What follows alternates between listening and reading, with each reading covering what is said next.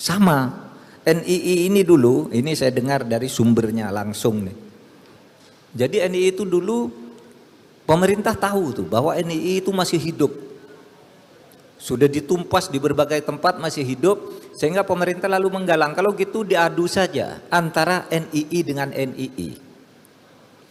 Maka dibentuklah NII yang ada tadi struktur pemerintahnya, yang kemudian dari NII ini salah satu wilayahnya itu Komandemen 9 itu yang sekarang menjadi Al Zaitun itu. Jadi sebenarnya itu bentukan pemerintah pada waktu itu, tapi sesudah kalau apa kira-kira kalau pakai sholawatnya orang NU itu mengadu NII dengan NII itu sama dengan sholawat asgil itu. Wa asgilidz dzalimin bidzalimin. NII adu aja sama NII kan hancur sendiri, kira-kira begitu.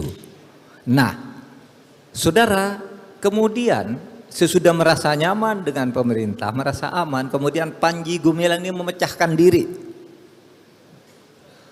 menampilkan sosok Al Zaitun yang seperti sekarang itu, tapi di balik ini latar belakang sejarahnya dan pengikut-pengikutnya itu masih banyak yang memang ideologinya NII.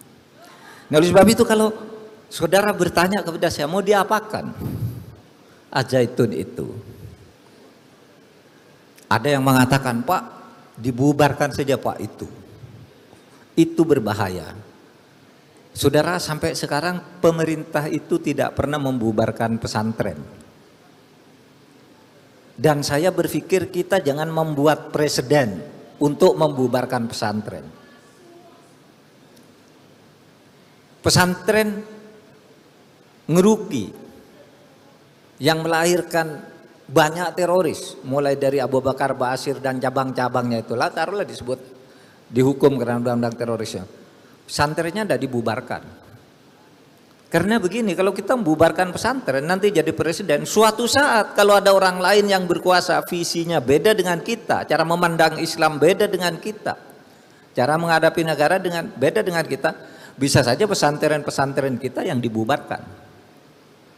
Oleh sebab itu kita berpikir tidak usah bubarkan pesantren. Terus gimana?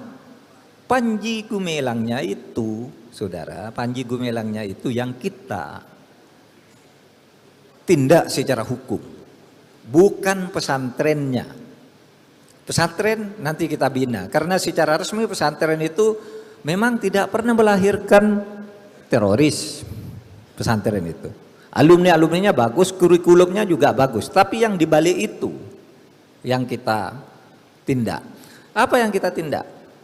Kalau yang dari pemerintah nih, yang dari pemerintah itu kita laporan tindak pidana saja. Kalau majelis ulama itu melaporkan penistaan agama, itu bukan pemerintah yang melaporkan. Kalau kita tindak pidana pencucian uang, pengumpulan uang secara diduga secara ilegal menurut saksi-saksi dan pelakunya, yang itu kemudian disamarkan seakan-akan menjadi uang halal. Saudara, pesantren Al Zaitun dengan Raden Panji Gumilang itu mempunyai 360 rekening bank. 145 rekening kami bekukan 2 hari yang lalu. Terima kasih sudah nonton.